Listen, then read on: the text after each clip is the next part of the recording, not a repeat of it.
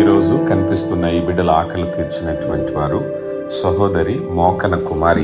ఇప్పనపాడు గ్రామ కాపురస్తులు ఖతార్ దేశంలో పనిచేస్తున్నారు.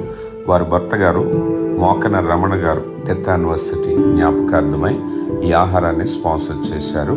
దేవుడు వారి సంపూర్ణ కుటుంబాన్ని దీవించునుగాక.